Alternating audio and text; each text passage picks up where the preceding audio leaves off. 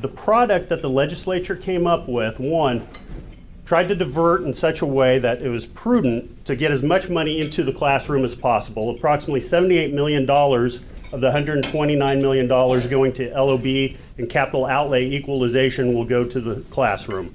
That was a huge benefit. The rest of that money shouldn't be overlooked, will go to property tax relief. You'll see smaller property tax bills across the state.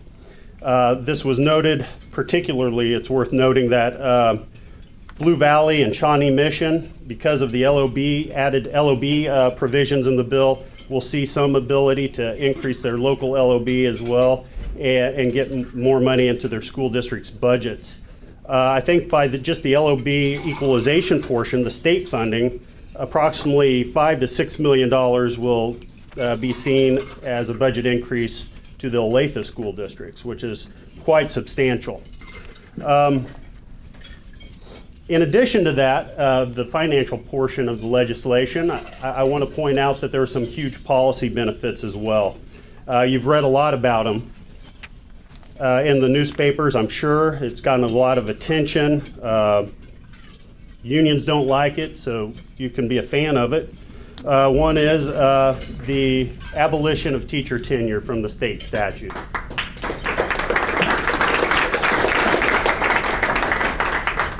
This is something that we have wanted for a long time. We know anybody who's been involved in business, who's been a business leader, knows that there are two employees that are more important than anybody else in their organization: the most productive and the least productive.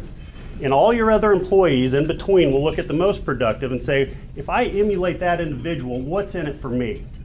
Then they turn to the least productive person in an organization and they say, if I barely do what they do, the bare minimum, what's in it for me?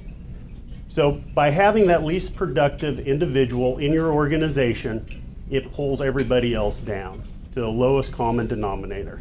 But not anymore, thankfully.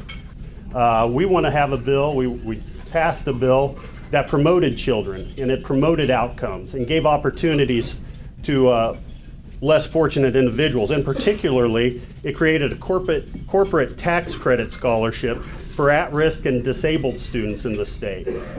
Corporations can have a 70% tax credit against their Kansas tax liability.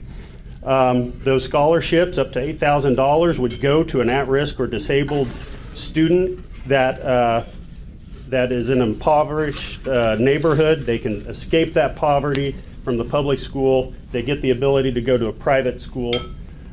We added some Second Amendment protection this year and rewrote some of our more confusing Second Amendment laws. We wanted to make sure that we had continuity throughout the state of Kansas and local municipalities, so that if you were a concealed carry permit holder, you knew what the law was in Johnson County, Kansas, and you knew it'd be the same in Johnson City, Kansas. For those of you who don't know where Johnson City, Kansas is, it's in the far southwest portion of the state. It can be easily confused for eastern Colorado. We did that. We added cell phones to the no-call list for telemarketers. Yay!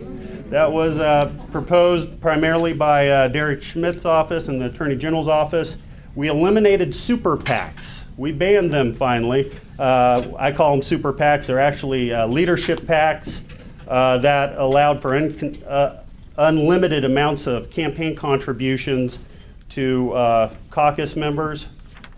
And we also passed a bill dealing with the Hard 50 sentencing guidelines. If you commit first-degree murder in the state of Kansas, you are presumed to be not eligible for parole for at least 50 years.